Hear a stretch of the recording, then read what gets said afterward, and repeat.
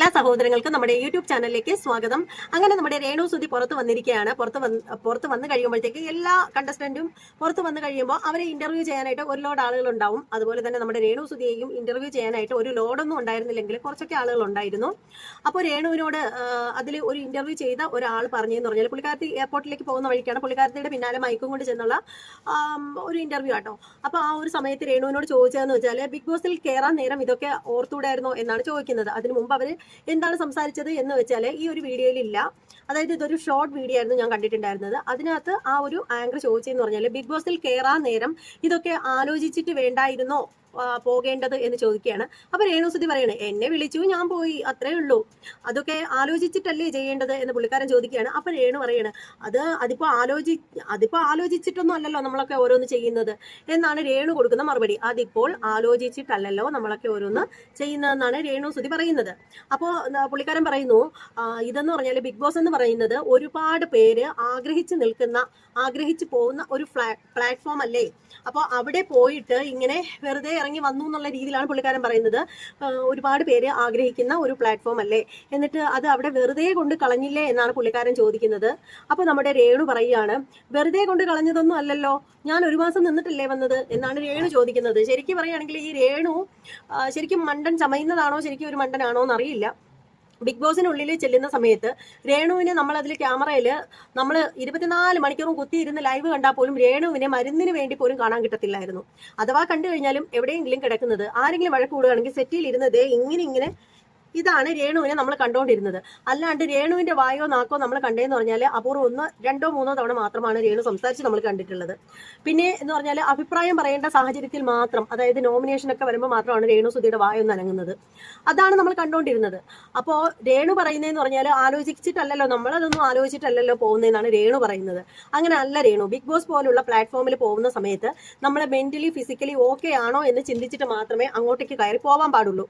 അല്ലാതെ നിങ്ങൾ പോയി കഴിഞ്ഞാൽ എത്രയോ പാവം പിടിച്ച ആളുകൾ, പാവമോ പാവം അല്ലാത്തവരോ ആവട്ടെ, എത്രയോ ആളുകൾ ആഗ്രഹിക്കുന്ന ഒരു പ്ലാറ്റ്ഫോമാണ് ബിഗ് ബോസ് എന്ന് പറയുന്നത്.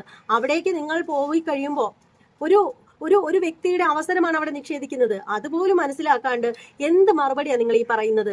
എന്തായാലും നമുക്ക് രേണു പറയുന്നത് കേട്ടിട്ട് വരാം. വിളിച്ചു, ഞാൻ പോയി. അല്ല, അങ്ങനെ ആലോചിക്കുന്നത് കാരണം ആഗ്രഹിക്കുന്ന ഒരു പ്ലാറ്റ്ഫോം അല്ലേ, അപ്പൊ അത് വെറുതെ ഇങ്ങനെ കളഞ്ഞല്ലോ. ഞാൻ ഒരു മാസം നിന്നു. അല്ല, എന്നാലും ഒരു മാസം നിക്കാന്ന് പറയുന്നത് ഒരാൾ ബിഗ് ബോസ് കേരളത്തിൽ മുന്നേ ഇതൊക്കെ കണ്ടില്ലേ, ഇത്രയ്ക്കുള്ള വിവരവും ബോധവും മാത്രമേ ഈ രേണുസുധിക്കുള്ളതെന്ന് ഞാൻ പറയൂ. പുള്ളിക്കാരത്തി എന്തൊക്കെയോ പഠിച്ചിട്ടുണ്ടെന്ന് പറയുന്നുണ്ട്. പക്ഷെ എന്തൊക്കെയാണെന്ന് പറഞ്ഞിട്ട് പുള്ളിക്കാരത്തിക്ക് എനിക്ക് തോന്നുന്നു മുമ്പൊക്കെ ഇന്റർവ്യൂകളിലൊക്കെ പുള്ളിക്കാരത്തി കുറച്ച് മയത്തിനായിരുന്നു സംസാരിച്ചുകൊണ്ടിരുന്നത്. ബിഗ് ബോസിനുള്ളിൽ നിന്നൊക്കെ വന്നതുകൊണ്ടായിരിക്കണം ഒരു ഇത്തിരി ജാടയുള്ളത് പോലെ എനിക്ക് ഫീൽ ചെയ്തു. അതിന് എനിക്ക് വെറുതെ തോന്നിയതാണോ എന്ന് എനിക്കറിയില്ല, പക്ഷെ എനിക്ക് അങ്ങനെ തോന്നി. അപ്പോൾ എന്തായാലും പുള്ളിക്കാരത്തി വന്നിട്ട് ഈ ചെയ്തതൊട്ടും ശരിയായിട്ടില്ല. പിന്നെയെന്ന് പറഞ്ഞാൽ രേണു പറയുന്നതെന്ന് പറഞ്ഞാൽ ഞാൻ എന്തായാലും ഒരു മാസം നിന്നില്ലേ എന്നാണ് പുള്ളിക്കാരത്തി പറയുന്നത്. ഇല്ല രേണു ഒരു മാസം നിന്നതല്ല.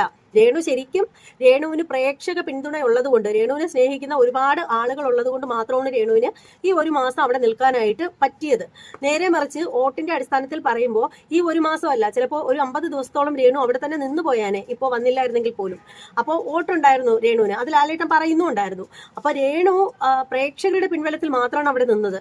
അല്ലാതെ രേണു എന്ന് പറയുന്ന വ്യക്തി അവിടെ നിന്ന് ആ ഒരു രീതി വെച്ച് നോക്കുകയാണെങ്കിൽ നമ്മുടെ മുൻഷിക്ക് മുമ്പേ തന്നെ ബിഗ് ബോസ് വീടിനുള്ളിൽ നിന്നും ഇറങ്ങേണ്ട ആള് രേണു തന്നെയായിരുന്നു. ശരിക്കും അവിടെ ഒരു കാര്യത്തിലും ആക്റ്റീവ് ആയിരുന്നില്ല രേണു. അത് ടാസ്കുകളിലായാലും പിന്നെ ഡ്യൂട്ടികളിലായാലും സംസാരങ്ങളിലായാലും പ്രവൃത്തികളിലായാലും രേണുവിന്റെ ഗെയിം എന്താണെന്ന് ആർക്കും അറിയില്ല. എല്ലാവർക്കും അറിയാം രേണുവിന്റെ ഒരേ ഒരു ഗെയിം എന്ന് വെച്ചാൽ പേൻ കൊല്ലുന്ന ഒരു ഗെയിം മാത്രമാണ് മറ്റുള്ളവർക്ക് അറിയാവുന്നത്. അല്ലാതെ മറ്റൊന്നും മറ്റുള്ളവർക്ക് അറിയില്ല. എപ്പം നോക്കിയാലും പേന്നുള്ളിൽ പറക്കുന്നത് മാത്രമേ രേണുവിനെ കാണാൻ പറ്റുള്ളായിരുന്നു. അത് രേണുവിന്റെ കുറ്റമാണെന്നൊന്നും പറയുന്നില്ല എന്ന് പറയാൻ പറ്റില്ല. രേണുവിന്റെ തലയ്ക്ക് ഇങ്ങനെ പേനിന്റെ ഒരു പ്രശ്നം ഉണ്ടെങ്കിൽ അത് ക്ലീൻ ചെയ്തതിന് ശേഷം മാത്രമേ ബിഗ് ബോസിനുള്ളിൽ വരാൻ പാടുള്ളായിരുന്നു. ഇനി അഥവാ വന്നു കഴിഞ്ഞതിന് ശേഷം ഈ പുള്ളിക്കാരത്തിക്ക് പേൻ പോകുന്ന ഷാമ്പു ഒക്കെ കൊടുത്തിട്ടുണ്ടായിരുന്നു. പക്ഷെ അതുപോലും മേടിച്ച് തല കഴുകി ഉപയോഗിക്കാൻ പുള്ളിക്കാരത്തി തയ്യാറായില്ല എന്നതാണ് വാസ്തവം. ലൈവ് കണ്ടിട്ടുള്ള ആളുകൾക്കൊക്കെ അതൊക്കെ വളരെ ക്ലിയർ ആയിട്ട് അറിയാം. അപ്പൊ പാവാട വള്ളികളൊക്കെ എത്ര വന്ന് കരയാനായിട്ട് വന്നു കഴിഞ്ഞാലും കരഞ്ഞു മെഴുകിയാലും എനിക്ക് പറയാനുള്ളത്, ആദ്യം മുതൽക്കുള്ള ലൈവ് പോയിരുന്ന് കുത്തിയിരുന്ന് കാണ്. അപ്പോൾ മനസ്സിലാവും നമ്മൾ പറയുന്നതിൽ കഴിവുണ്ട് എന്നുള്ള കാര്യം. അല്ലാണ്ട് എന്തെങ്കിലും വന്ന് കിടന്ന് ബബ്ബ എന്ന് പറഞ്ഞ് കുരയ്ക്കാനായിട്ട് വന്നാൽ അവിടെ കിടന്ന് കുരച്ചിട്ട് പോകാൻ മാത്രമേ പറ്റുള്ളൂ. അപ്പോൾ എന്താണെന്ന് വെച്ചാൽ ഇതാണ് പറയുന്നത്, ഇനിയെങ്കിലും രേണുവിനെ പോലെ ബിഗ് ബോസിൽ പോവാനായിട്ട് ആളുകൾ ഇരിപ്പുണ്ടെങ്കിൽ നിങ്ങൾക്ക് ഒരു മാസമോ അല്ലെ ഒരാഴ്ചയോ നിന്നാൽ മതി എന്നുള്ള രീതിയിൽ പോവാനാണെങ്കിൽ ദയവ് ചെയ്ത് പോവരുത്. അങ്ങനെ നിങ്ങൾ പോകുമ്പോൾ മറ്റ് മത്സരാർത്ഥികൾക്ക് അങ്ങോട്ടേക്ക് പോവാൻ വേണ്ടിയിട്ട് കഠിനമായിട്ട് ശ്രമിച്ച് നിൽക്കുന്ന ആളുകളുടെ അവസരമാണ് നിങ്ങൾ തുലച്ചു കളയുന്നത്. അപ്പോൾ ദയവ് ചെയ്ത് ഇങ്ങനെ ഉപകാരങ്ങൾ ചെയ്തില്ലെങ്കിലും സമൂഹത്തിന് ഉപദ്രവം ഉണ്ടാകാതെ ജീവിക്കാൻ ശ്രമിക്കുക. ബിഗ് ബോസ് പോലുള്ള ഷോകളിലേക്ക് പോകാനായിട്ട് കഷ്ടപ്പെട്ടിരിക്കുന്ന ഒരുപാട് ആളുകളുണ്ട്. അവർ പൊയ്ക്കോട്ടെ, എന്തിനാ അവരുടെ അവസരം നിങ്ങൾ നഷ്ടപ്പെടുത്തുന്നത്? അപ്പോൾ ഇത് എനിക്ക് പറയാനുള്ളൂ.